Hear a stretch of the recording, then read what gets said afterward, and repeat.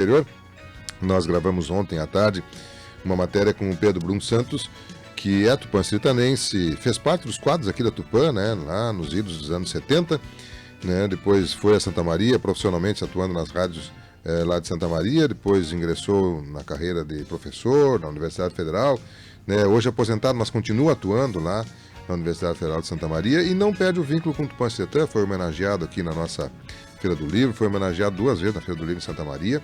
Este ano esteve palestrando aqui sobre o tema Revolução Farroupilha. E é o nosso convidado neste dia de hoje para falar sobre esse tema. Vamos então com a matéria que temos com Pedro Brum Santos. Nós estamos com o programa Variedades desta manhã de 20 de setembro, nesse feriado, né, em que estamos comemorando mais um período histórico da Revolução Farroupilha. E nesse feriado, no Rio Grande do Sul, é reverenciada essa data de várias formas, de várias maneiras. Nós temos, por exemplo, daqui a pouco à tarde, aí, o desfile de 20 de setembro, com os piquetes, CTGs, entidades, escolas, enfim. Já tivemos várias atividades envolvendo aspectos, sejam eles culturais, gastronômicos, né, e também históricos com relação a esse período. Isso é uma das diferenças, né, do Rio Grande do Sul nessa comemoração cívica em relação aos demais estados, uma vez que a gente tem um culto muito grande à história desta atividade. Nós tivemos esse ano, inclusive, aqui em Tupanciretã, através de uma parceria que envolveu a Secretaria Municipal de Educação, a presença de Pedro Brum Santos, tupanciretanense, homem das letras, né, que gosta de história também e que trouxe, através de uma palestra, um pouco do aspecto da Revolução Farroupilha na questão das capitais farroupilhas. E o Pedro foi também nosso convidado e ele brilhantemente fez uma mensagem para a gente veicular durante esse período, homenageando a nós, gaúchos, pela Revolução Farroupilha. E é nosso convidado hoje, ele está ao telefone, Pedro que mora em Santa Maria, tem as suas atividades profissionais por lá, ele está ao telefone e vai conversar conosco com relação a isso. Nós convidamos o Pedro para falar um pouco da Semana Farroupilha, da Revolução Farroupilha, e também esse tema que ele abordou, que foi a questão das capitais. Pedro Brum Santos, bom dia, como é que está, amigo? Tudo bom, Pedrinho? Bom dia, Miguel, bom dia aos ouvintes, querida comunidade de Tupanciretã. Eu tive a oportunidade, semana passada, de conversar aí com o pessoal da educação básica, os alunos, professores, direções das escolas do município, convidado gentilmente pela nossa secretária de Educação, a professora Rosane Didoné, e conversamos um pouco aí sobre as capitais farroupilhas. A Revolução Farroupilha, não é como no Rio Grande do Sul a gente está acostumado a ouvir e sabe, ela aconteceu há mais de 180 anos. Já são 184, e se pegarmos a data do início, já são quase 200 anos, já passamos aí dos 190 anos em que foi instaurada a Revolução Farroupilha.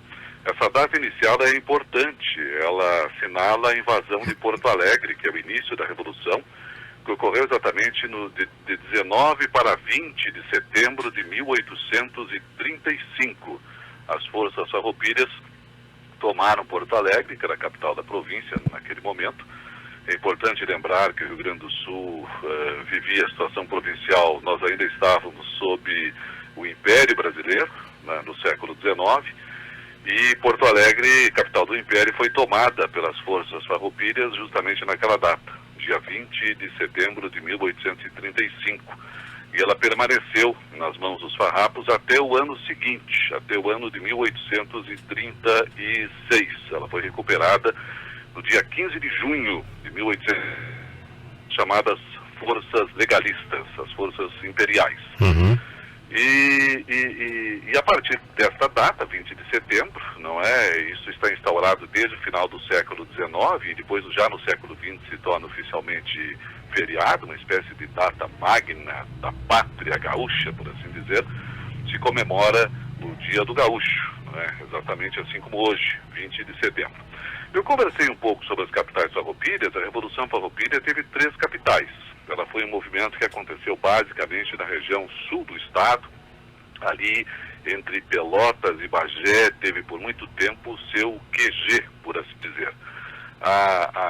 Uma batalha bem importante e significativa da Revolução, ela ocorre justamente em 1836, já no ano seguinte, aquele da invasão de Porto Alegre, quando o coronel farroupilha Antônio de Souza Neto proclama a República Rio-Grandense, pertinho de Pelotas, não é? Onde hoje é o município de Candiota, no Passo do Ceival. É uma batalha entre as forças legalistas e os farroupilhas.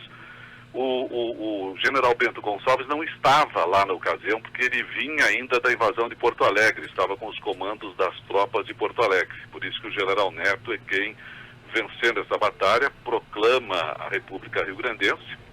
E percebam, nós vivemos ainda, como eu disse antes, sob o Império. O Rio Grande do Sul proclama uma república um pouco inspirado nas ideias aqui das repúblicas do Prata, que eram, assim, recentemente independentizadas, o caso da Argentina, especialmente, e também com uma certa inspiração, assim, da Revolução Francesa, que tinha trazido para o mundo a ideia da república. E instala esta república na cidade, no lugarejo, na localidade de Piratini, que fica ali entre Bagé e Pelotas, justamente. Esta é a primeira capital farroupilha, ali é instalado o governo, e ali vai permanecer de 1836 até 1839. Em 39, muito acossadas as forças farroupilhas pelos imperiais, que tinham ali na zona sul, entre Pelotas, Rio Grande e São José do Norte, assim, parte das suas defesas, barreiras de defesa, justamente pela questão marítima, inclusive pela chegada pelo mar. O governo farroupilha muda-se em 1839 para Caçapava do Sul, instala a capital em Caçapava. E Caçapava, que era outra força legalista, que tinha sido tomada pelos farroupilhas um pouco antes, em 37.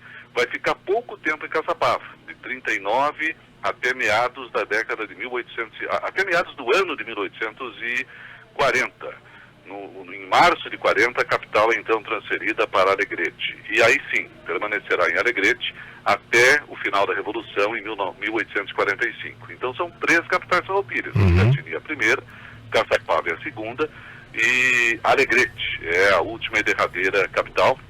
E foi lá, ali próximo a Alegrete, na localidade de Ponche Verde, onde é assinado o Tratado de Paz, em 1845. O tratado veio assinado pelo Duque de Caxias, e o representante das forças farroupilhas na oportunidade foi Davi Canabarro. É um lugarejo no interior, pertencia a Alegrete na época, e hoje Ponche Verde pertence ao município de Dom Pedrito. Existe lá, inclusive, um marco que sinaliza justamente o local onde estavam acampadas as tropas farroupilhas e onde foi assinado o acordo que pôs fim à guerra. Por isso se chama Tratado de Ponche Verde. É uma referência ao local onde esse documento foi assinado. Perfeito, muito bom.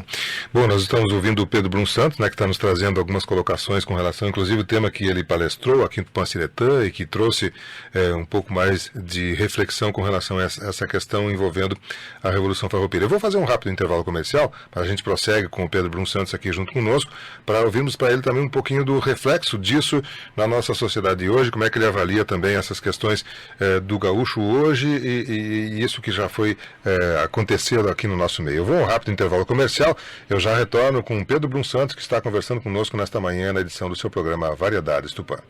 Variedades que tem o patrocínio de Delta Sul, Super Setembro Imperdível, né? Você tem lá, por exemplo, uma lava-roupa de 14 quilos da Panasonic por apenas R$ 154,90 mensais no carnê. É um exemplo, né? Você tem muitas outras modalidades lá.